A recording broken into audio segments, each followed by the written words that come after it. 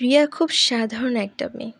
চোখে হাজারটা স্বপ্ন, মুখে মায়া হাসি। ভালোবেসে বিয়ে করেছিল। ভেবেছিল সে রাজপথে হেঁটে যাচ্ছে। কিন্তু বিয়ের কিছুদিন পরে তার স্বপ্নটা ভেঙে পড়ে। স্বামী ধীরে ধীরে বদলে যায়। প্রথমে ছোট ছোট কথা, পরে অপমান, গালাগাল, তারপর ধাক্কা। সেই থেকে শারীরিক নির্যাতন। রিয়া ভেবেছিল একসময় সব ঠিক হয়ে যাবে, কিন্তু না। সে কেবল এক কাঁচের দেয়ালে বন্দী হয়ে পড়েছিল, যেখানে বাইরে থেকে সব ঠিক মনে হয়, কিন্তু ভেতরটা রক্তাক্ত। একদিন রাতে যখন তার ছোট্ট মেয়েটা কোলে অজস্র কান্না করছিল, আর তার স্বামী আবার তার গায়ে হাত তুলল, তখন রিয়া বুঝল সে যদি এখন না দাঁড়ায়, তার মেয়েটার ভবিষ্যৎ অন্ধকার। পরের দিন ভোরে সে শুধু একটা ব্যাগ আর মেয়েকে নিয়ে বাড়ি ছেড়ে বেরিয়ে যায়। মাথায় ছিল কেবল একটাই কথা, এবার নিজেকে বাঁচাতে হবে। তাকে সবাই ছেড়ে দিল, পরিবার, আত্মীয়, বন্ধুরা, কেউ পাশে দাঁড়ায়নি। হাজারটা না শুনে হেজাব পরে দোকানে দোকানে চাকরি খুঁজতে যায়। কেউ তাকে ডিভোর্সি শুনে অপমান করে, কেউ তাকে টাকার লোভ দেখায়। কিন্তু রিয়া মাথা নত করেনি।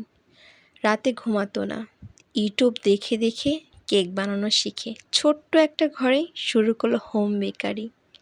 দিনে অফিস, রাতে কেক, ঘুম ৮ ঘন্টা, খাবার একবেলা, কিন্তু তার স্বপ্ন ছিল এক আকাশ। আজ সেই রিয়া নিজেই নিজের দোকানের মালিক। মেয়েটা স্কুলে ফার্স্ট হয়।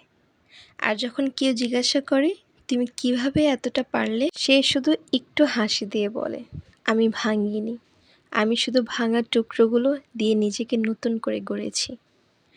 আমাদের চারপাশে এরকম হাজারটা রিয়া আছে, যাদের না বলা অনেক গল্প থাকে। কিন্তু আমাদের সমাজে সবাই শুধু মেয়েকে দোষারোপ করে, সেই মেয়েটার দোষ, কারণ সে একজন ডিভোর্সি নারী। আচ্ছা, একটা মেয়েকে শুধু শুধু ডিভোর্স চায়, নাকি তার আশেপাশে মানুষগুলো তাকে বাধ্য করে? আমাদের সমাজে শুধু মেয়েরা না, ছেলেরাও দোষী। সবাই সমান ভাগেই দোষী। সুতরাং একটা মেয়ে ডিভোর্সি বলে তাকে কখনো অপমান করবেন না। হতে পারে সেই মেয়েটার পরিস্থিতি খুব ভয়ঙ্কর ছিল, যেটা আমরা দূর থেকে বুঝি না। তাই ডিভোর্সি নারীকে অসম্মান না করে তাদেরকে সম্মান করুন। আর জীবনের সঙ্গী নির্বাচনের ক্ষেত্রে অবশ্যই সতর্ক থাকুন, কারণ একজন ভুল জীবনসঙ্গী আপনার জীবনকে নরক করতে 1 মিনিটও লাগবে না। আর একজন সঠিক জীবনসঙ্গী আপনার জীবনকে জান্নাতের টুকরা বানিয়ে দিবে। গল্প কেমন লাগলো জানাবেন।